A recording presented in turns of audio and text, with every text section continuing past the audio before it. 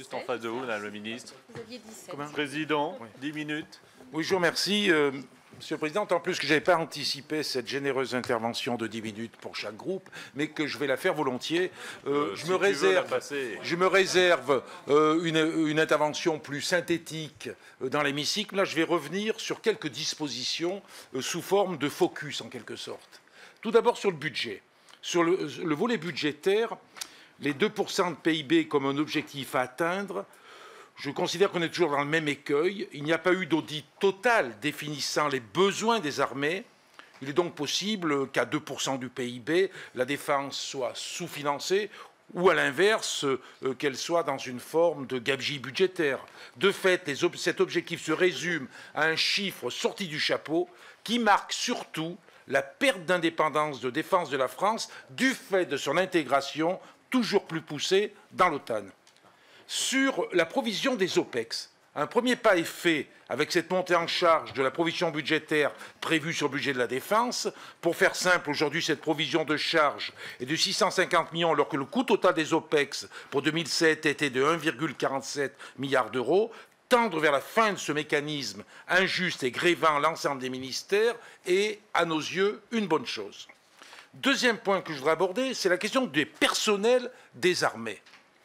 Globalement, cette partie du texte vise à prendre à bras-le-corps la question sociale des militaires dans un contexte de suractivité et de plusieurs suicides de soldats en activité. On peut toutefois s'interroger sur la pertinence d'un recrutement extrêmement massif, surtout dans des postes n'impliquant pas des militaires de carrière, alors qu'il est à espérer une baisse de l'intensité des opérations suite à la chute de Daesh.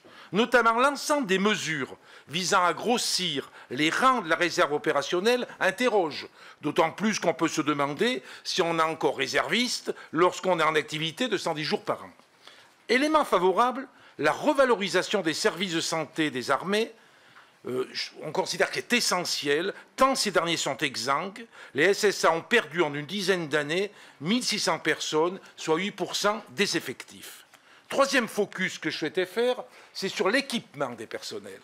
Si on peut accueillir favorablement le fait que les matériels soient rénovés et modernisés, plusieurs craintes et remarques subsistent, tant on ne sent pas que ce soit vraiment une forte priorité de la LPM. Ainsi, le programme Scorpion, qui a déjà pris du retard, ne sera réalisé qu'à la moitié à la fin de cette LPM. En parallèle, si le texte précise bien que l'enjeu de fournir l'ensemble des équipements de base aux militaires, habillement adapté, moyens de communication, munitions de petit calibre, système de visée et de vision nocturne, véhicules blindés, zones de repos, zones d'entraînement, protection individuelle, le retard pris est purement scandaleux d'un pays comme la France, pour un pays comme la France, dont concrètement les mesures annoncées vont dans le bon sens, mais le retard pris est tellement grand qu'il n'est pas acquis que cette PLM soit suffisante.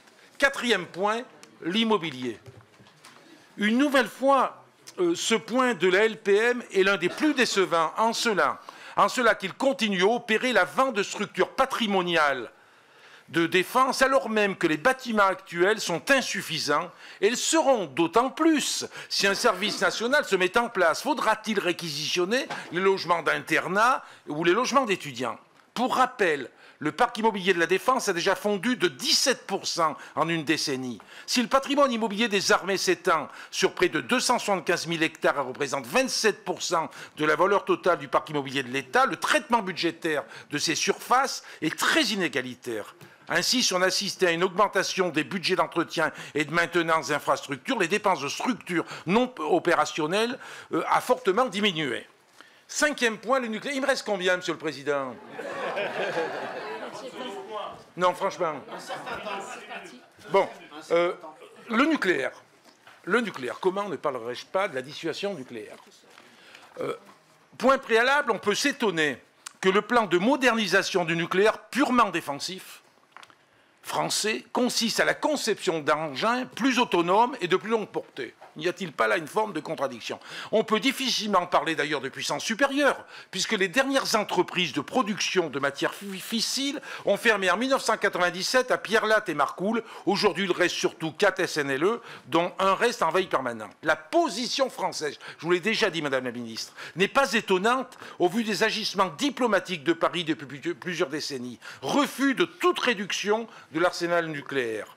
Tentative de blocage, puis refus de discussion et de signature du traité négocié à l'ONU l'an dernier. Signature tardive du traité de non-prolifération. Refus de signer les traités créant des zones exemptes d'armes nucléaires. Il faut quand même rappeler sur ce point que la France est engagée par sa signature du TNP en 1992 à aller vers un démantèlement de son arsenal et la participation à un traitement des armements multilatérales.